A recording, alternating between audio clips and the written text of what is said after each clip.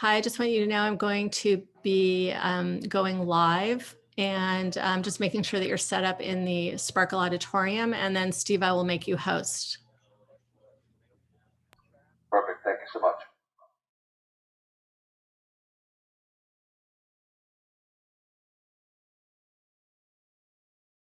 Did you guys get that? I'm going to be making, I'm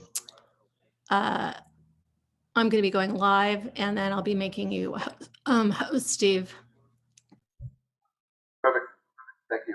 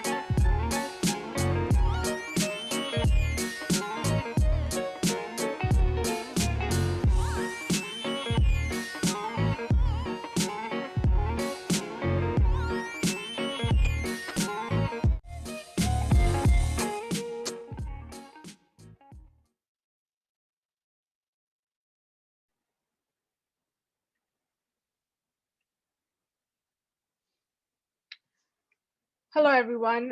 Thank you for attending our roundtable. This is our very first official diversity roundtable, and I'm just going to quickly share the screen. If you can give me a second.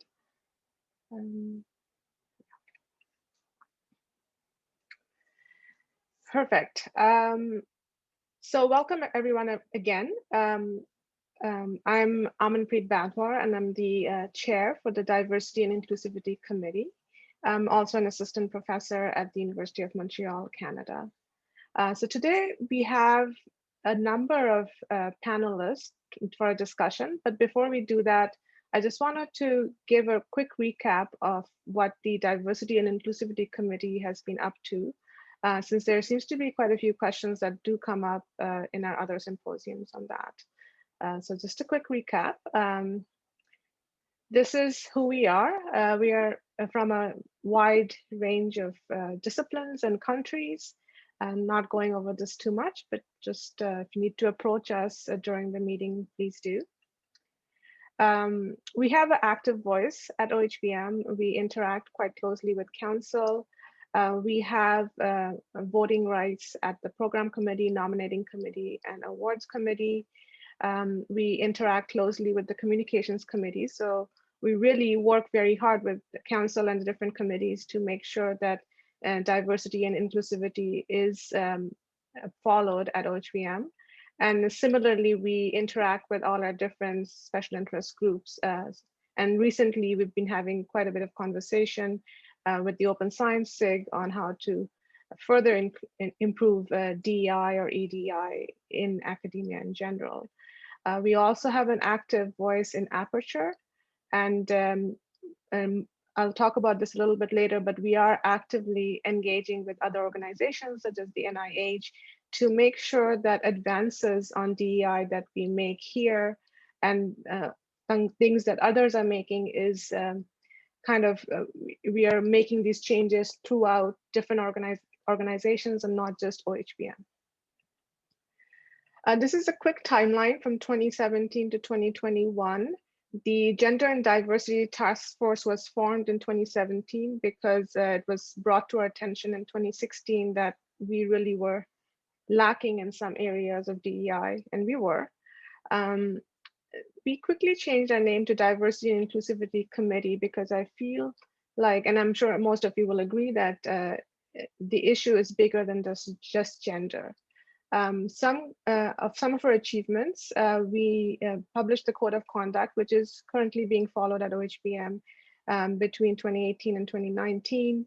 In 2020, we requested EDI training because most of us are researchers. We don't really get trained in tackling very sensitive and sometimes very pressing issues in EDI. So we requested this from council and we were granted this request along with all other committees. I think we've all undergone one EDI training session. We also established a diversity award because working in EDI or DEI is really not well recognized. We do a lot of work kind of in the shadows, and our efforts are, the efforts of people working very hard on this is not seen. So we felt that it was really important to have an award on this topic. We have recently published our manuscript in NeuroImage. Please feel, we'll talk about the manuscript a little bit in this discussion today, but I also encourage everybody to go read it. We've started discussing with inter-organizations such as NIH and others to how to promote diversity further, and also conducted quite recently a member survey, and I will present some of the results of that soon. Annual activities that we have been adding is the 2019, in 2019, we established a diversity symposium. Since 2020, we've been doing science outreach to kids, and we have a wonderful selection at this meeting if you wanted to go have a look. And I think in 2021, we have our official diversity roundtable, which we hope to continue. We had a small unofficial one last year. What is the goal of the Diversity Symposium? The goal is to raise awareness about bias and discrimination. And because it is such a wide topic and it affects so many different people, we fully realize that we can't address each bias and each discrimination in one shot. So we make sure that the annual symposium reflects an aspect. So in 2019, we concentrated on gender imbalances in neuroscience. 2020, we tackled some LGBTQ issues in neuroscience. And this year, we're focusing on racial bias in neuroscience. We're just bringing issues to the stage with the symposium. I don't feel we've anywhere close to solving all these issues, and the committee is working very hard on that, and we need really help from our OHBM members for this as well. Our speakers this year was Dr. Charlene Newman, and Dr. Yakel Kiraz, and Sadeh Abiodun. Quick update on our science outreach to kids. In 2020, we had a very active and successful collaboration with Frontiers for Young Minds. We published 5 papers that were reviewed by kids and a scientific mentor. This year, we went a bit further and we went multilingual. We have science outreach in Korean, Spanish, Portuguese, French, and Italian, and some of our committee members are working very hard on this, and I know some of us are working on this are present on the panel today, so we could field some questions their way.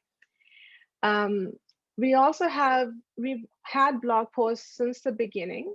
The goal is to describe our response to bias and discrimination. We've tackled many topics, for example, George Floyd and Black Lives Matter. And also we've facilitated guest posts. When issues have been brought to us by the OHBM membership, we have helped them put together blog posts.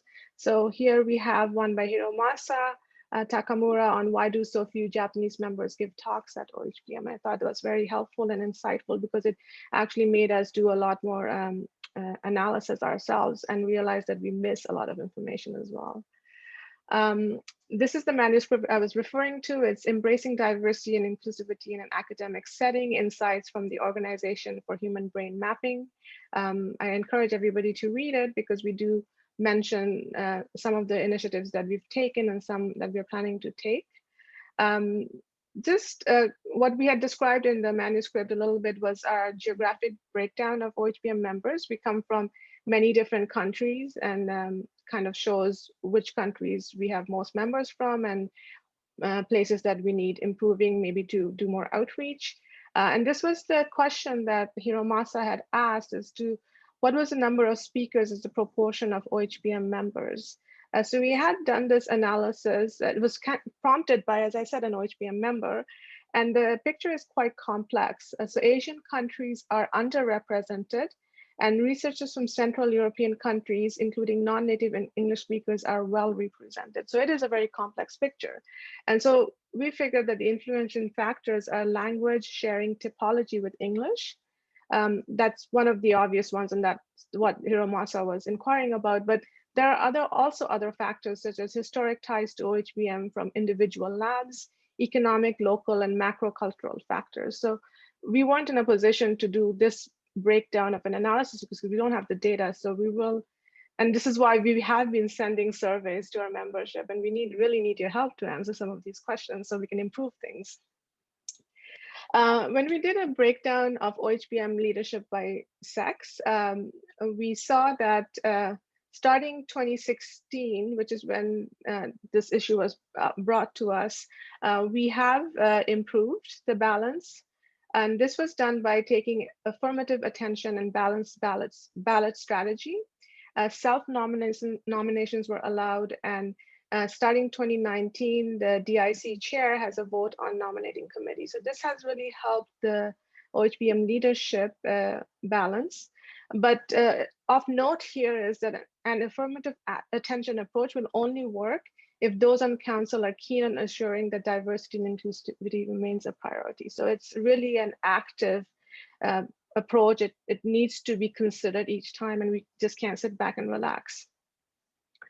When we looked at OHBM presenters by sex, we also saw a gradual improvement from 2016 on terms of sex distribution.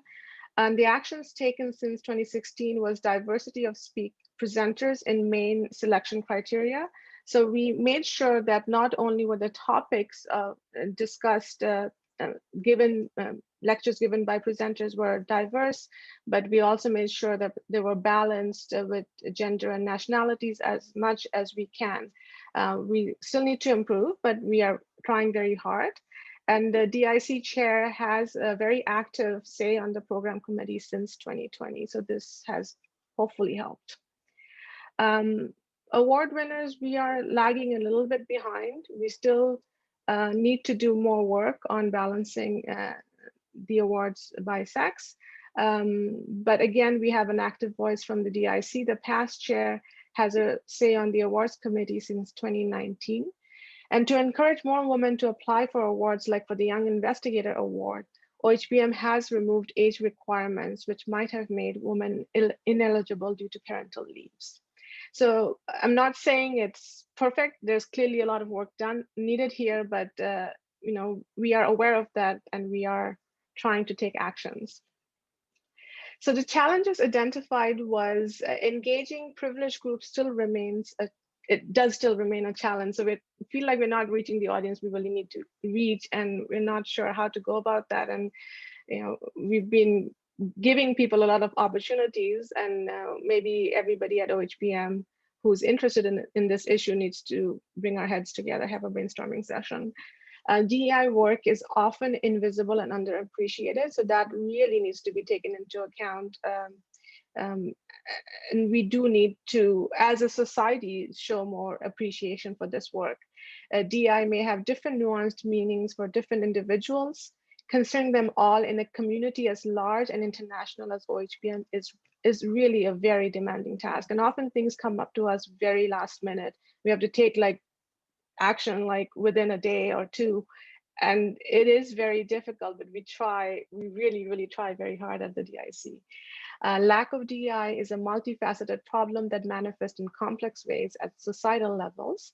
Additional voices from OHBM as well as inter-organizational efforts are needed to reinforce and extend DIC's efforts. And this is why we've been interacting with a lot of different organizations on that front. And there's also multiple topics that we have addressed and are addressing. I won't read them all out as listed.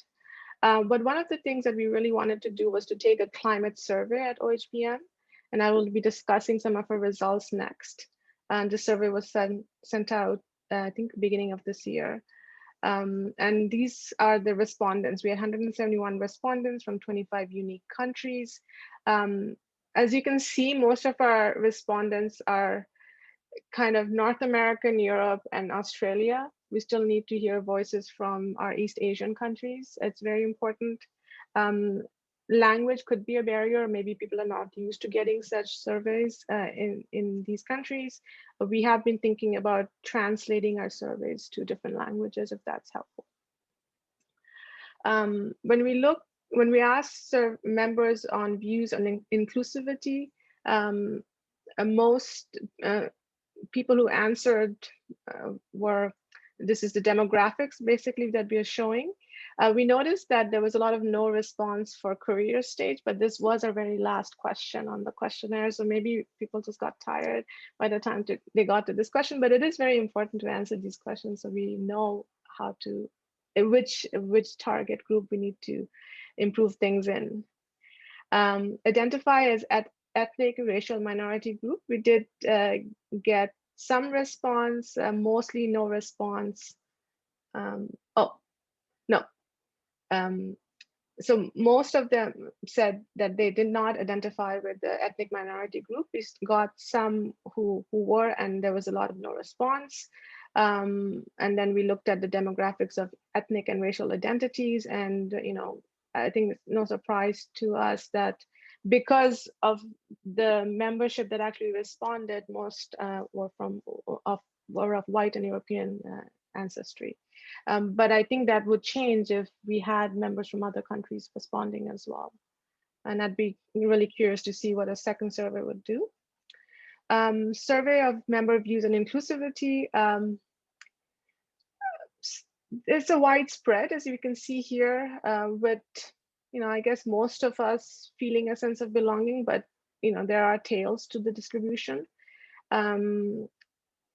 discrimination at OHBM, at least on the survey, most did not feel discriminated against, but we need to concentrate on the ones that have and how to improve that. Like that, we shouldn't just be happy with like the most.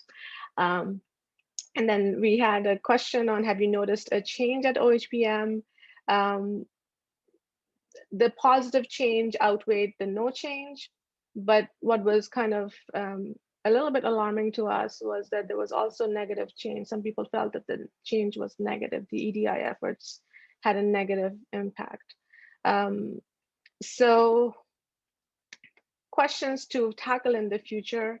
But before we do that, we just have invited new members, or we have selected new members to join the Diversity and Inclusivity Committee, and we have 4 of them. Our second paper is underway. It's going to tackle different issues, and Aperture has been quite interested in publishing this paper. We will continue our collaborations with BrainHack. So this is the Open Science 6. They have been quite engaged with us. We will continue with the anti-Black racism initiatives. And I don't think it's going to be just limited to anti-Black, but like really like all underrepresented groups. But I think we mentioned anti-Black racism because we listed a bunch of things that we wanted to do in order to tackle all the underrepresented group in that statement. We definitely need to increase engagement from Asia, Middle East, and Global South. And our potential diversity symposium in 2022 is on anti-Asian racism.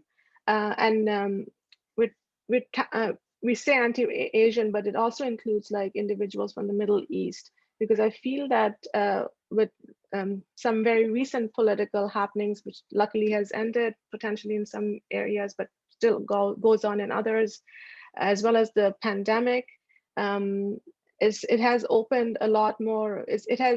We have seen an increase in racism for a lot of different communities for different reasons, and we need to maybe address that as a group and make sure all our members feel safe. So I'll stop on that note and open up for discussions. And while we're waiting for the discussion, I just wanted to take a moment. First of all, thanks, Aman, for that great overview. It's actually impressive to see that we have made some progress despite all the setbacks and the difficulties. But I also wanted to say thanks very much to Vani Pariyadath for joining us today from National Institute of Drug Abuse. And maybe just let her introduce herself for a minute or two, because the initiative that they're undertaking is very interesting. And I don't think a lot of OHBM members have heard about it yet. So if you don't mind just giving us a minute or two, Vani. Sure. I'm Vani Pariyadath. I'm chief of the Behavioral and Cognitive Neuroscience branch, which is part of the Division of Neuroscience and Behavior at NIDA, National Institute on Drug Abuse. And just to give you a brief overview of what Lucina alluded to, NIDA has set up what we call a racial equity initiative, REI. And this was set up last year, and it's set up into 3 parts. One part focuses on internal diversity concerns. One focuses on diversity in the workforce, and the third one focuses on research gaps and opportunities that relate to health disparities and racial equity. So I've been involved in some of that. I'm co-lead for that third work group that focuses on research gaps. And as part of the workforce diversity efforts, one of the steps we've been taking is to have listening sessions with various groups. And so among them, one of the meetings we had was with professional societies that interact with NIDA quite a bit. And we had heard from multiple members from OHBM. I think Lucina, AmanPreet, Charlene Newman, they were all present at that discussion. And it's been really helpful to us, because we're trying to understand the needs of the community better and try to understand ways in which NIDA can facilitate processes, help in more direct ways. So we're very eager to hear from all of you.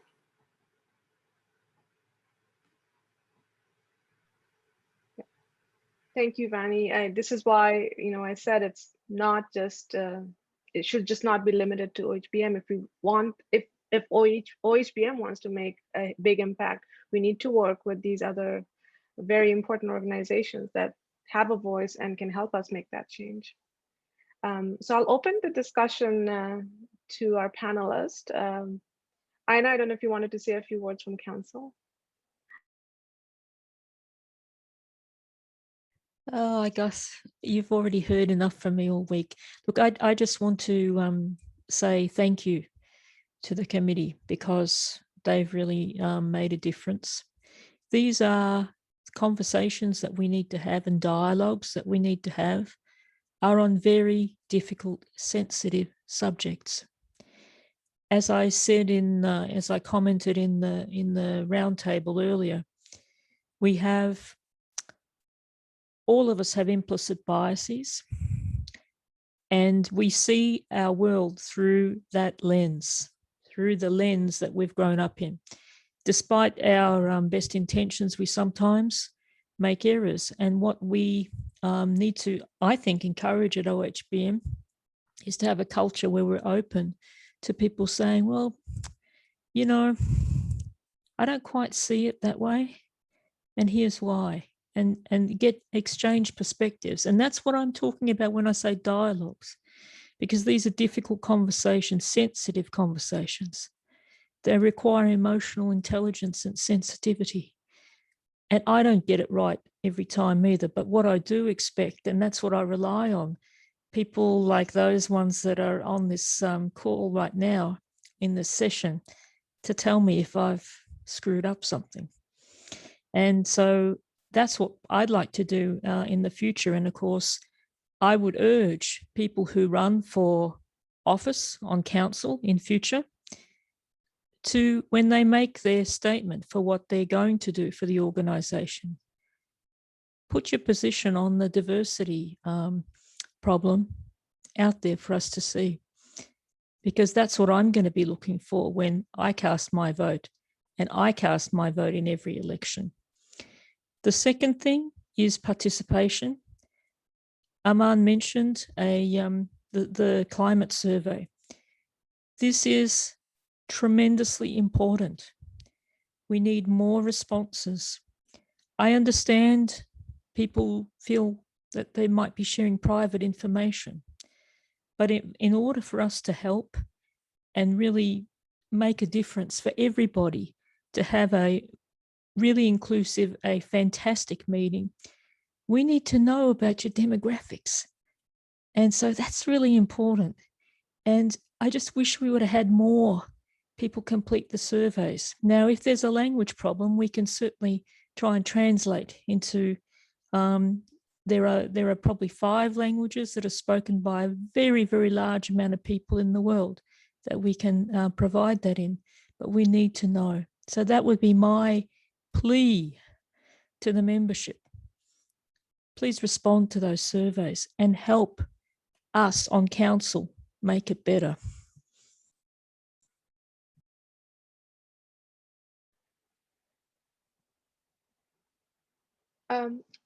Hyun, you're from an East Asian country. Do you feel that our survey needs to be translated, and what could be potential blockages or something that we're doing wrong potentially?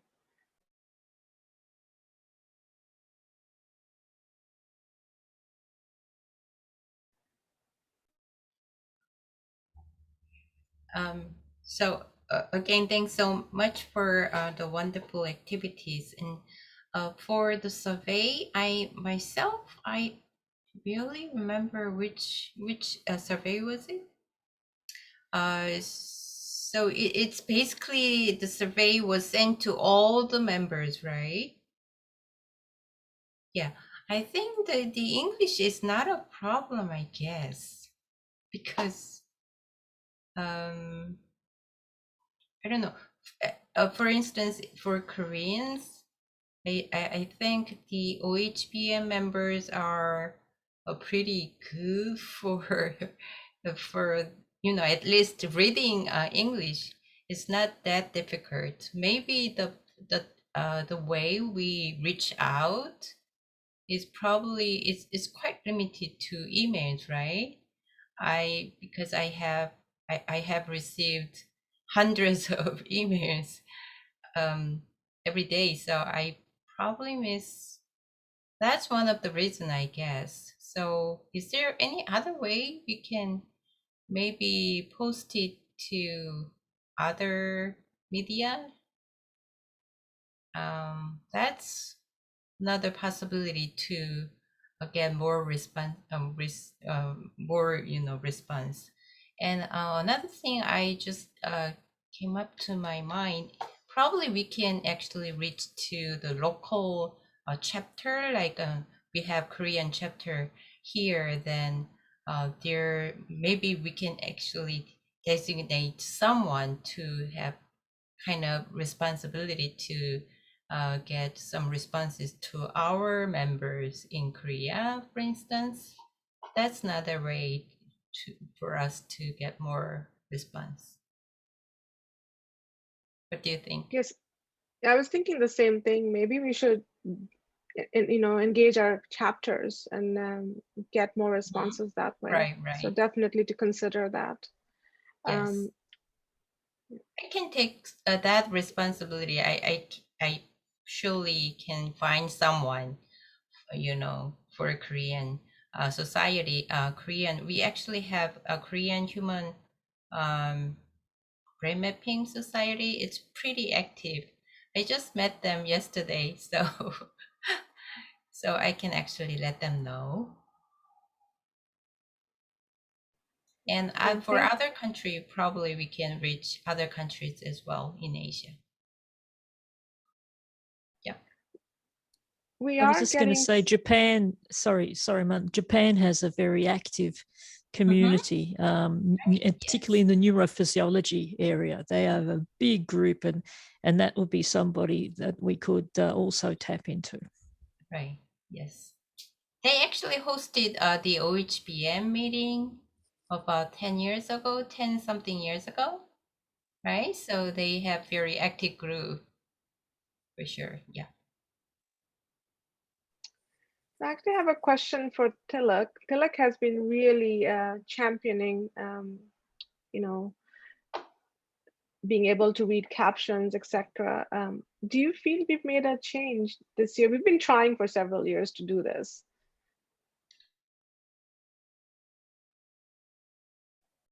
Thank you very much. The last 3 years, we have seen a big change, especially online or what have you.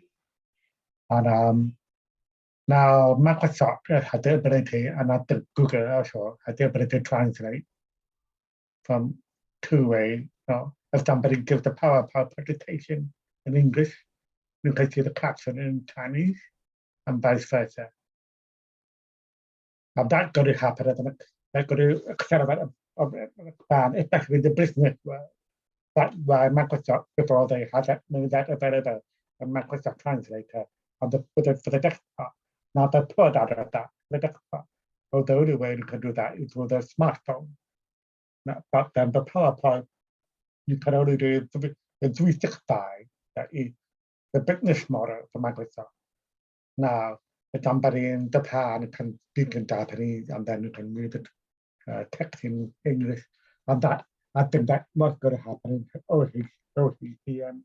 Now, the most important thing to say, I would like to say, from a cognitive point of view, and also educational point of view, that there should be extra emphasis on clear speech. Because if you speak clearly, the caption will be accurate. And everyone, and therefore, the comprehension of the dialogue, the scientific conversation will be much improved, in my opinion.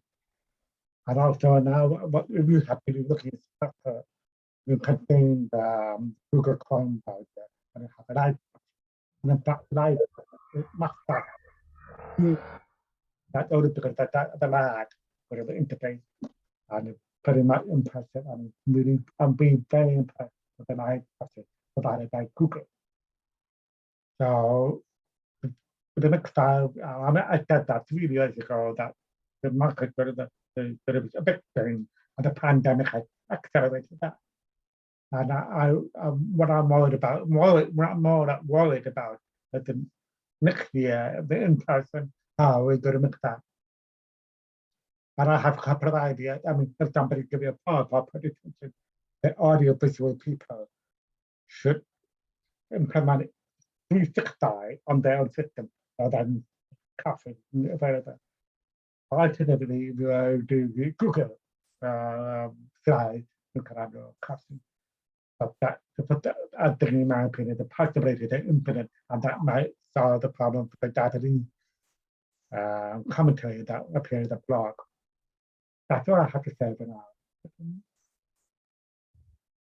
I was just going to say, Tilak, thank you for saying that people have to speak clearly, because I, as an Australian, don't move my lips and articulate. And so closed captioning does terrible things to my speech, and I've learned. But one thing I was thinking about was if we do continue with some kind of hybrid model for the meeting next year, it's going to be face-to-face in Glasgow. But if we go with a hybrid component and we've got our sparkling interface that we can keep tweaking, maybe we can think of a way of adding these kinds of features that you're advocating, and that will also help increase our reach. While we're on the topic, there is a question from the audience, slightly different, but does or will the committee play a role in making in-person meetings accessible for disabled people, physically disabled and mentally, i.e. neurodivergent? So I can answer a little bit of that because we had started that effort for our meeting that has not taken place in person for the last few years.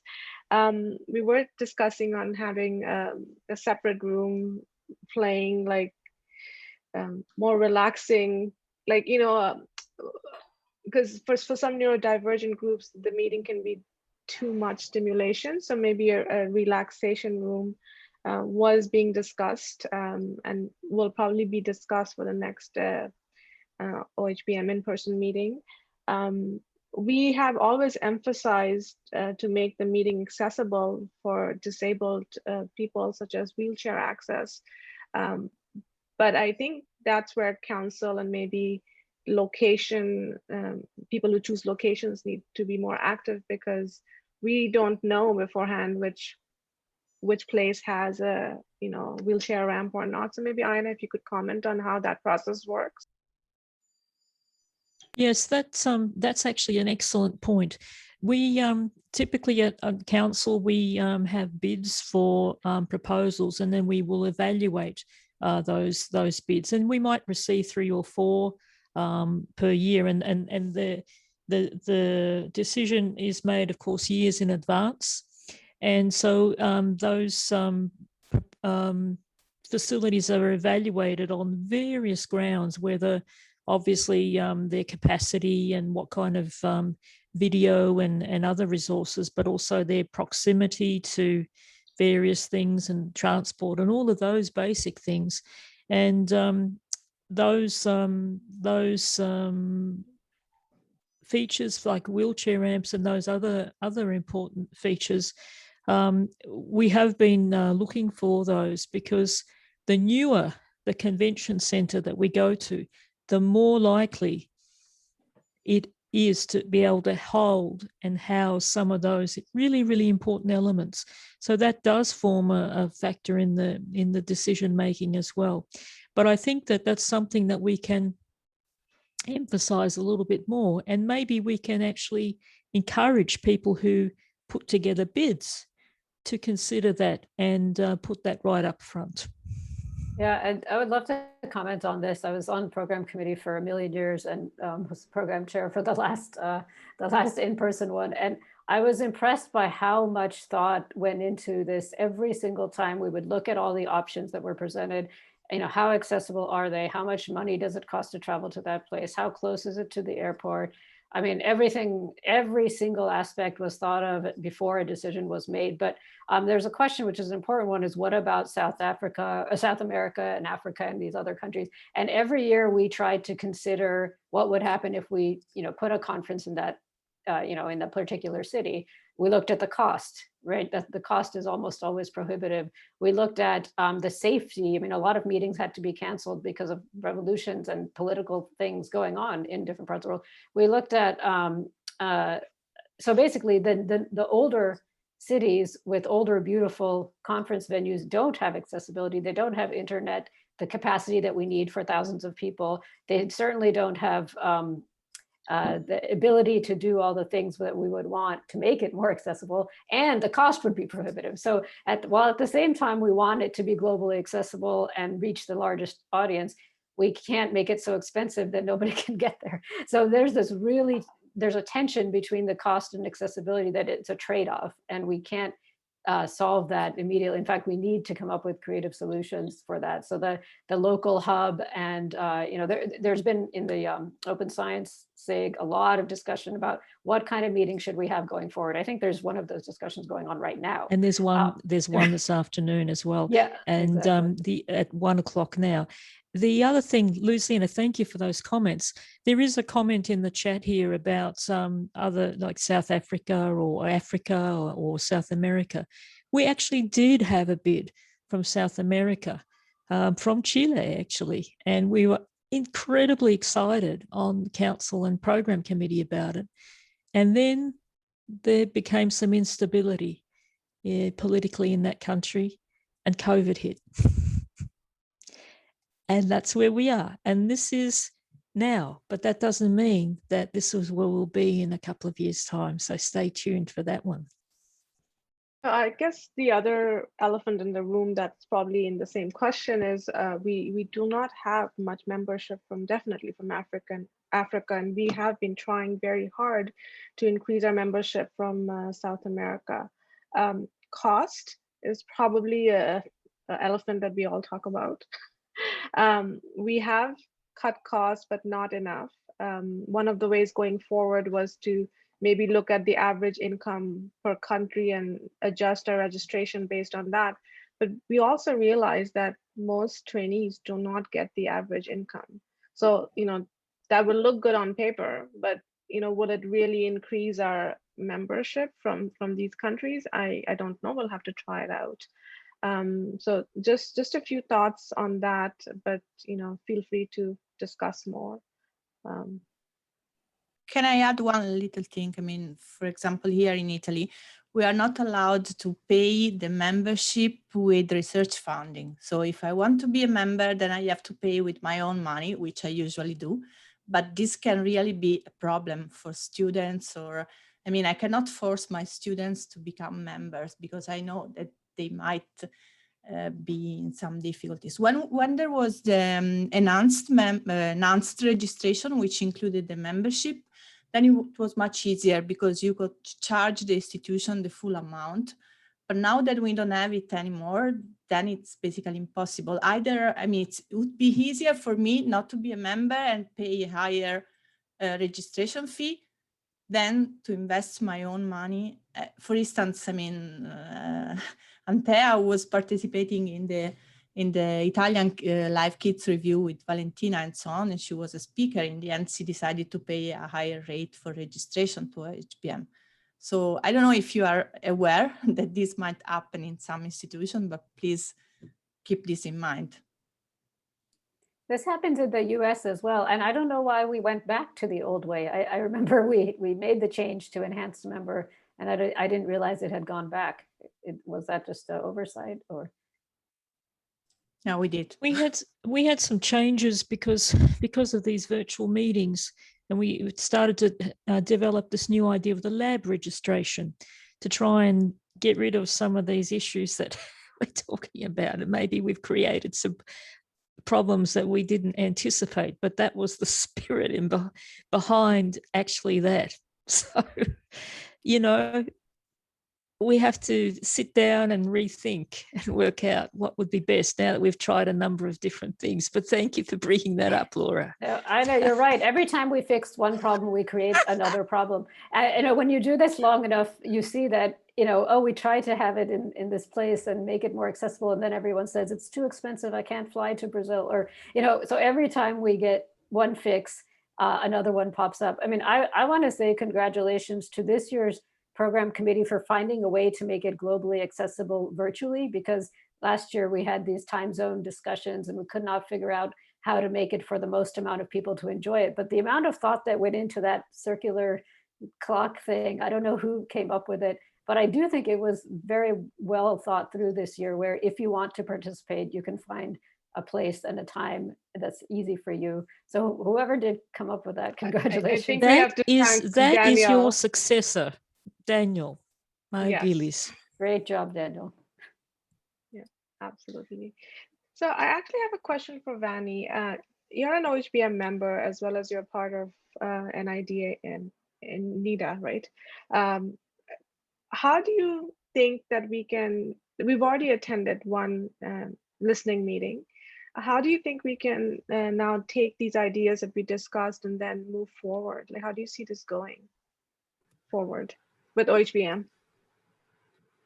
I think I would probably have to flip the question, because sounds like maybe you're saying, how can we help have those conversations? I think that was one of the takeaways from the discussion that happened at NIDA recently, that one of the ways we might be able to assist is by facilitating a platform where different professional societies can talk to each other, because I imagine a lot of y'all face the same obstacles. So if there's a way to share best practices, to learn from each other's mistakes and successes, to us, it sounded like that was one of the places we could intervene. But like I said, we'd like to hear from all of you. If you think there are other ways that we could be more aggressively assisting in this space, we'd be happy to hear it. I know we were also talking about changing some policies, at least as far as granting agencies and things were concerned in the States. I know we can only discuss the US right now because that's where NIDA is. But if there are other organizations out there that would like to work with us on a global scale, other than being just North American based, that would, please reach out to us and let us know as to how we can move forward. We are also, Vani, just so that you know, we have contact with other groups as well. And at this meeting, we have a joint symposium with the German Neurology Society. And we also have contact with the International Federation for Clinical Neurophysiology. We've written white papers based on best practices and sought their input. So we have a number of connections to organizations as well that we could also tap if you were interested at the NIH in trying to bring together people. And we could certainly ask our colleagues in Europe for connections to their grant funding bodies, and maybe we can do something jointly together. The NIH has binational programs with a number of countries, as you know, in Europe, and then maybe we can involve some other countries as well around the world. And I think that would be a really good thing to do. I think that's a great idea. I'll take that back. I just noticed, oh, sorry. Oh, I was just Go ahead, noticed Lucina. I noticed a really nice comment in the chat. I wanted to just read it. Maybe that's what you were going to do. But basically, Exactly. Yeah, this person says something that was discussed at a previous Black in Neuro meeting was increasing engagement from underrepresented countries by sharing skills and resources. For instance, an institute could send unused equipment, textbook, etc., to other countries who may not be able to afford this equipment. And then additionally, individuals could be sent to provide skills training, for researchers. And so basically like an exchange program. Perhaps this is something OHBM could support to increase engagement from Africa, South America. So I think this is fantastic. I did something like this when 10 years ago, when I was a postdoc at Stanford. I spent a semester in Bangladesh, which is of course the country where I was born, but it was basically an exchange program that Stanford was worked out with the Asian University for Women over there. And what they did was they sent instructors over there to teach for a semester. So I went and taught a course on neuroscience, and they sent back 4 or 5 students from the university who did summer programs at Stanford and did research in our lab. It was obviously the most amazing thing. And, I'm so glad that I got to do it, but there's not a lot, that kind of thing takes a lot of money and resources. So institutions have to invest. Maybe OHBM wants to invest, but that kind of thing is fantastic, but really expensive. So if that's something we want to do, I'm all for it, but we have to get the financial support to back that up. Well, the other thing, if I can jump in there, because you've hit a thing that's dear to my heart, and that is why I've been pushing to expand our OHBM on demand offerings and all of that, and aperture, and that's the other thing. So this is going to be out open to everybody, and what we want to have is best practice resources, teaching resources, those kinds of things. That's how you can start bringing in people from those underrepresented countries. Give them that material. I can just see Lucina Uddin teaching stuff on resting state, and then we beam it out through Aperture. That's what we need, and that's why we're investing in a platform like Aperture. I mean, I can give you firsthand experience having grown up in India.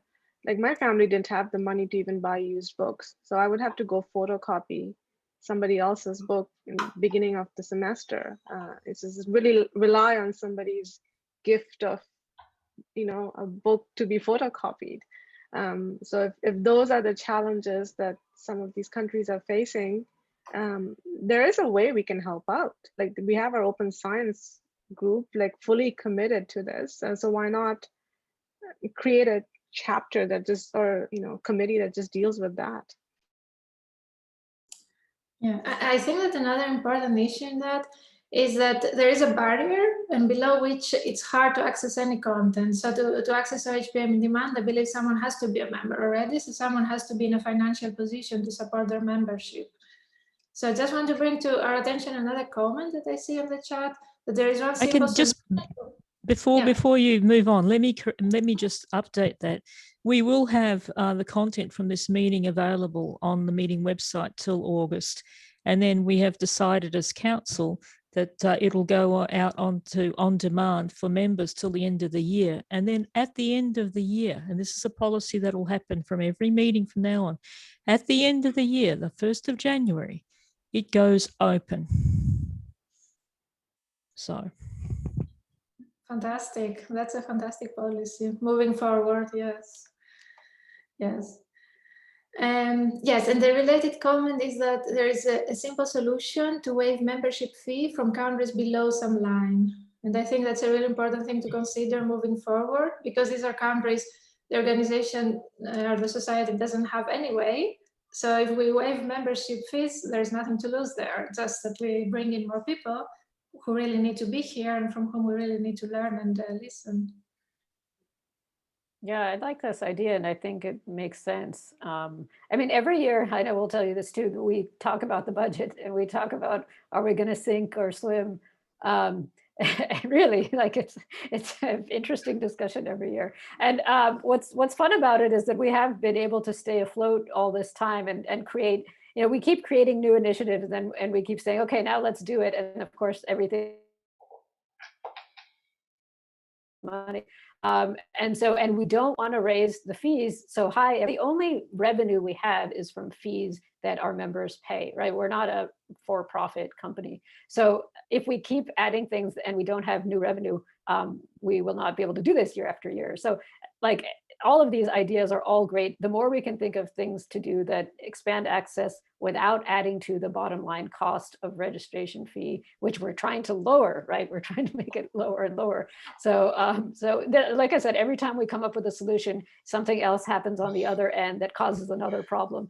So I've just had an idea. I'm willing to, and I'll put my money where my mouth is. I'm willing to sponsor a scheme where I can invite somebody from an underrepresented country, and I'll pay for their registration every year as an OHBM member. And I'm happy to finance that on a personal level, and I'll put my money where my mouth is. And let's see how many other people might come to that party. I love that. I think I suggested we should have like, gold member sponsorship, whatever, where you pay a higher registration fee because that cost will go towards whatever cause you want it to go towards at OHBM. I would do that. And I think a lot of folks who have labs and who have money sitting around would do that. So I don't see any reason why we can't, be creative. I think that's an excellent idea. There's also a quick question based on educational content. Will that apply the same rule as the meeting content that'll be available? Okay, perfect. So I believe we have less than 4 minutes left. If there are last minute wisdom, please say something now. But I really wanted to thank everybody on the panel to be able to join us today. I wanted to thank Athina for leading the manuscript that we published, and